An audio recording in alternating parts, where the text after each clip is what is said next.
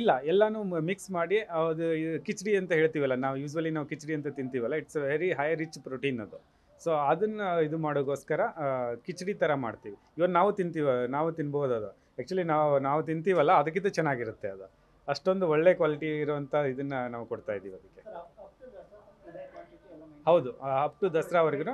ಸ್ವಲ್ಪ ಏನಂತಂದರೆ ಏನಾದರೂ ಹೆಲ್ತ್ ಮೇಲೆ ಏನಾದರೂ ಸ್ವಲ್ಪ ವೇರಿಯೇಷನ್ಸ್ ಇದೆ, ನಮ್ಮ ವೆಟರ್ನರಿ ಡಾಕ್ಟರ್ ಸಜೆಷನ್ ಮೇಲೆ ಹೆಚ್ಚು ಕಡಿಮೆ ಮಾಡ್ತೀವಿ. ಒಂಚೂರು ಅದು ಒಂದಿನ 2 ದಿನ ಹೆಚ್ಚು ಕಡಿಮೆ ಆಗ್ಬೋದು ಅಷ್ಟೇ. ಕುಸುರೇನು ಕೊಡ್ತೀವಿ. ಹೌದು, ಯಾವ್ದು ಹೇಳಿ? ಹೌದನ್ನ ಭತ್ತದ ಹುಲ್ಲು ಮತ್ತು ಅದನ್ನೆಲ್ಲ ಸೇರಿಸ್ಬಿಟ್ಟು ಅದನ್ನು ಕೂಡ ಮಾರ್ನಿಂಗು ಮತ್ತು ಈವ್ನಿಂಗು ಕೊಡ್ತೀವಿ. ಎಲ್ಲ ಆನೆಗಳದ್ದು ಆರೋಗ್ಯ ಸುಸ್ಥಿತಿಯಲ್ಲಿದೆ.